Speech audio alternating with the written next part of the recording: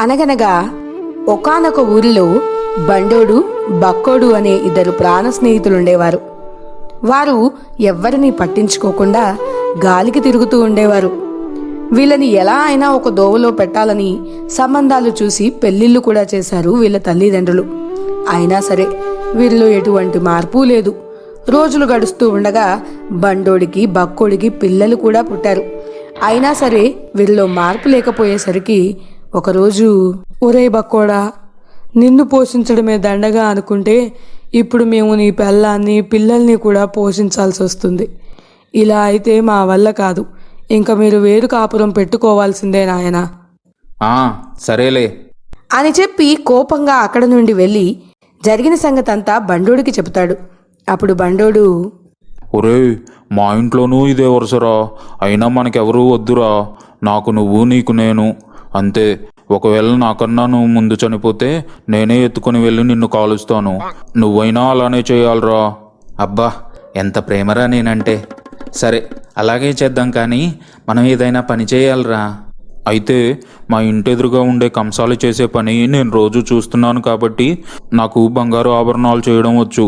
నేను పట్నం వెళ్ళి బంగారం తెచ్చుకొని దాంతో నగలు చేసి అమ్మి డబ్బు సంపాదిస్తాను. మరి నువ్వు?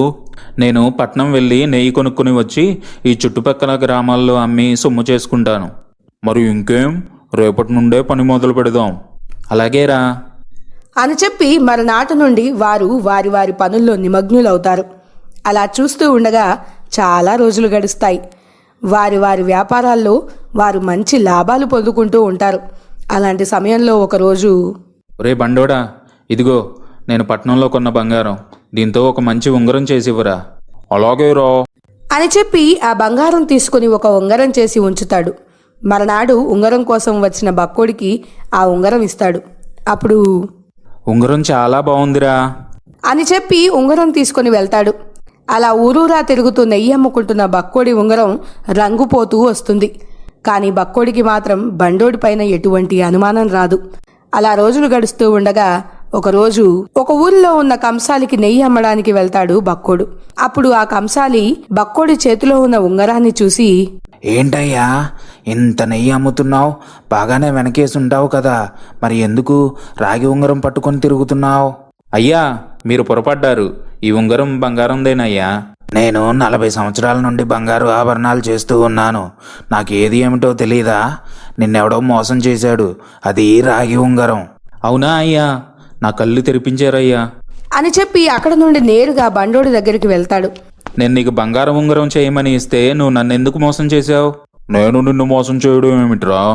నేను నీకు నికాసైన బంగారు ఉంగరమే కదా ఇచ్చాను. నువ్వేంటి ఇలా అడుగుతున్నావు? అవునా? మరి ఇదేంటి ఇలా అయింది? ఒరేయ్, ఇది నిజంగా రాగిదే, కానీ నేను చేసింది కాదు. నువ్వు ఊరూరా తిరిగి నెయ్యి అమ్ముతూ ఉంటావు కదా, ఎక్కడో నువ్వు ఉంగరం తీసి ఉంటావు. దాంతో ఎవరో తెలివిగా మార్చేశారు, అంతే. అవునా? అంతే అంటావా? అలాగేరా అని చెప్పి అక్కడ నుండి వెళ్ళిపోతాడు బక్కోడు.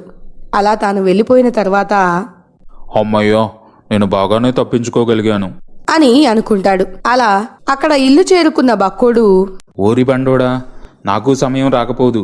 నీ సంగతి ఎలా చెప్తానో చూడు అని అనుకుంటూ దిగులు పడుతూ ఉంటాడు. ఇక్కడ ఇది ఇలా ఉండగా అక్కడ బండోడి భార్య, ఏమండి ఏమండి? ఏమిటే? ఏమీ లేదండి, మా తమ్ముడు పెళ్లి ఉంది కదా, పెళ్లిలో వడ్డించడానికి స్వచ్ఛమైన నెయ్యి కావాలన్నారు. ఎలాగూ మీ స్నేహితుడున్నాడు కదా, ఒకసారి మాట్లాడండి అలాగేలే, మాట్లాడతాను అని చెప్పి బక్కోడిని పిలిపించి తనకు కావలసిన నెయ్యి విషయం చెబుతాడు బండోడు. అప్పుడు బక్కోడు, అలాగేరా, నువ్వు చెప్పినట్టే పెళ్లికి నేను స్వచ్ఛమైన నెయ్యిని నీకు అందిస్తాను. అలా రోజులు గడుస్తూ ఉండగా పెళ్లి రోజు రానే వచ్చింది. ఆ రోజు తాను పంపిన నెయ్యి తిన్నవారు బండోడితో, నెయ్యి అని చెప్పి పేడ నీళ్లు వడ్డిస్తారా? ఏం మనుషులయ్యా మీరసలు? మిమ్మల్ని కాదు, మీలాంటి వాళ్ళ పెళ్లికి వచ్చినందుకు మమ్మల్ని మేము తిట్టుకోవాలి. ఏమిటి ఇలా చూస్తున్నారు? పదండి పదండి అని చెప్పి అక్కడ నుండి వెళ్ళిపోతారు. అప్పుడు బండోడు బక్కోడిని పిలిపించి, ఏమిట్రా, నేను నెయ్యి పంపమంటే నువ్వు పేడ నీళ్లు పంపిస్తావా? నేను నెయ్యే పంపానురా. నిన్నెవరో మోసం చేసి ఆ నెయ్యి స్థానంలో పేడ నీళ్లు పెట్టారు. అంటే నేను నిన్ను మోసం చేశానని నువ్వు నన్ను మోసం చేశావన్నమాట. నన్ను క్షమించరా, మనం ఇంతకు ముందులాగే ఉందాం. అలాగేరా, అని అనుకుని ఇద్దరూ అక్కడ నుండి వెళ్ళిపోతారు. అలా రోజులు గడిచే కొద్దీ ఊరిలో కరువు వల్ల ఎవరూ బండోడి దగ్గర బంగారం కొనరు, బక్కోడి దగ్గర నెయ్యి కూడా కొనరు. అలాంటి తరుణంలో బండోడు బక్కోడితో, ఒరేయ్, నాకు వ్యాపారం లేదు, నీకు వ్యాపారం లేదు. మన ఇద్దరం పట్నం వెళ్ళి ఏదైనా పని చేసుకుని మన కుటుంబాలని పోషించుకుందాంరా. నీ నిర్ణయం బాగుందిరా, అలానే చేద్దాం అని అనుకుని పట్నం వెళతారు. అక్కడ ఇద్దరు దంపతులు ఇలా మాట్లాడుకుంటూ ఉన్నారు. అవునే సుబ్బాయమ్మ, అయ్యగారు ఎంత మంచివారో కదా. పాపం ఆయన పోవడం చాలా బాధాకరం. నేను ఆ బాధ తట్టుకోలేకపోతున్నానే. అవునయ్యా, ఆయన పోవడం వల్ల మనం దిక్కులేని వాళ్ళం అయిపోయామయ్యా. ఈ మహాభవంతిలో ఉండే మహావీర రాజుగారి దగ్గర మనకు అంతవరకే రాసి పెట్టుంది. ఏం చేస్తాం? ఆయన కూతురు శాంభవి అమ్మ ఇక్కడే ఉంటే మనకు ఉపాధి ఉండేది, కానీ మనం ఇప్పుడు ఏం చేస్తామయ్యా అని వారు మాట్లాడుకుంటున్న సంభాషణ విన్న ఈ బండోడు బక్కోడు ఒక ప్రణాళిక వేసుకుంటారు. సరేరా, మరి నేను ఆ బంగ్లాకు వెళ్తాను. నువ్వు నేను చెప్పినట్టుగా చెయ్యి. అప్పుడు మనకు వచ్చిన డబ్బుని చెరుసగం చేసుకుందాం. అలాగేరా అని అనుకుని బండోడు బంగ్లాకి వెళ్తాడు. వెళ్ళి, శాంభవి గారు, అమ్మా శాంభవి గారు, ఎవరండి మీరు? నేను మీ నాన్న స్నేహితున్నమ్మా. మీ నాన్నకి 1,00,000 వరహాలు అప్పుగా ఇచ్చాను. ఈ మధ్య ఆయన పోయారని తెలిసి బహు బాధపడ్డాను. ఆ డబ్బు మీరైనా నాకు ముట్ట చెప్తారని మీకోసం వచ్చానమ్మా. అవునా? ఇలా చాలా మంది వచ్చారండి. మీ దగ్గర మా నాన్న నిజంగా అప్పు తీసుకున్నారు అనడానికి రుజువెక్కడా? ఆయన నాతో ఎప్పుడూ చెప్పలేదు కూడాను. అయితే నేను మీ నాన్నతోనే చెప్పిస్తాను. పదండి, ఆయన సమాధి దగ్గరికి వెళ్దాం. ఏమిటి? మీరు మాట్లాడేది నిజమా? చనిపోయిన మా నాన్నతో చెప్పిస్తారా? నిజంగా మీరు అలా చెప్పిస్తే నేను 1,00,000 వరహాలు కాదు, 2,00,000 వరహాలు ఇస్తాను. అవును, చెప్పిస్తాను, పదండి అని అనుకుని ఇద్దరూ కలిసి శ్మశాన వాటికకు చేరుకుంటారు. అక్కడ వీరి రాకని గమనించిన బక్కోడు సిద్ధంగా ఉంటాడు. అయ్యో, నేను బండోడిని వచ్చాను. నేను మీకు అప్పు ఇచ్చిన సంగతి కొంచెం మీ అమ్మాయి గారికి చెప్పండి. అవును తల్లి, నేను ఈ బండోడి దగ్గర 1,00,000 వరహాలు అప్పుగా తీసుకున్నాను. వాటిని తీర్చు తల్లి. అలాగే నాన్న, మీరు నిజంగా చాలా గొప్పవారండి. నేను మీకు ఇచ్చిన మాట నెరవేరుస్తాను, పదండి అని చెప్పి ఇంటికి చేరుకోగానే 2,00,000 వరహాలు ఇస్తుంది. ఆ డబ్బు తీసుకుని హాయిగా అక్కడ నుండి ఉడాయిస్తాడు బండోడు. ఇక్కడ శ్మశానంలో బక్కోడు బండోడు కోసం ఎదురు చూస్తూ ఉంటాడు.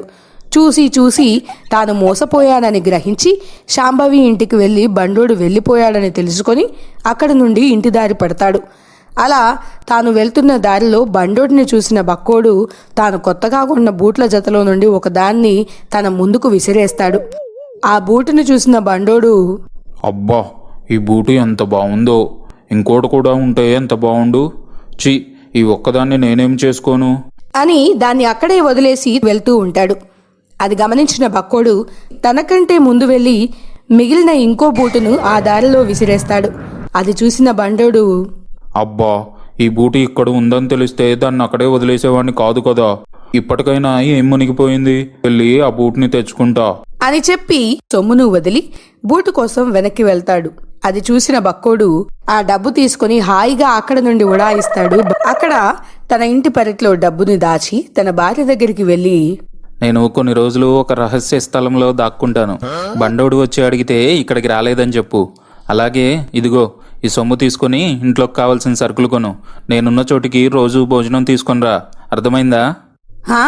అలాగే అండి, అంతా మీరు చెప్పినట్లే చేస్తాను అని చెప్పి రోజు భోజనం వండుకొని తీసుకెళ్తూ ఉంటుంది. ఇలా జరుగుతున్న క్రమంలో, అమ్మా, బక్కోడు వచ్చాడు అమ్మా. లేదు అన్నయ్య గారు, మీరిద్దరు కలిసే కదా వెళ్ళింది, ఇంకా రాలేదు, మీతోనే ఉన్నాడనుకుంటున్నాను. అవునా, సరేలే అని చెప్పి అక్కడ నుండి వెళ్ళిపోతాడు. కానీ తనని ఎప్పుడూ వెంబడిస్తూనే ఉంటాడు. అప్పుడు, ఏమండి, మీరిచ్చిన డబ్బు అయిపోయింది, సరుకులు ఇంకా ఏమీ లేవు.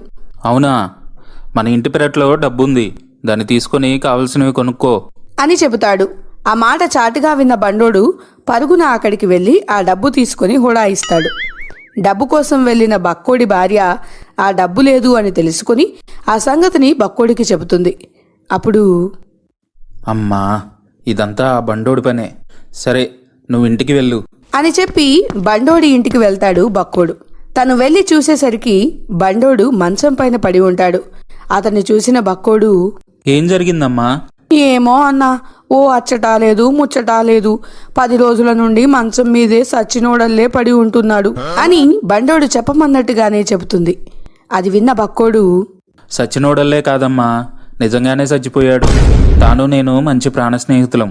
తాను చనిపోతే నేను చనిపోతే తాను తప్ప వేరొకరు జోక్యం చేసుకోకూడదని మాట ఇచ్చి పుచ్చుకున్నాం అని చెప్పి బండోడిని ఎత్తుకుని శ్మశానానికి తీసుకెళ్లి అక్కడ చితి పేర్చి చితిలో బండోడిని పడుకోబెట్టి చితికి నిప్పంటిస్తాడు.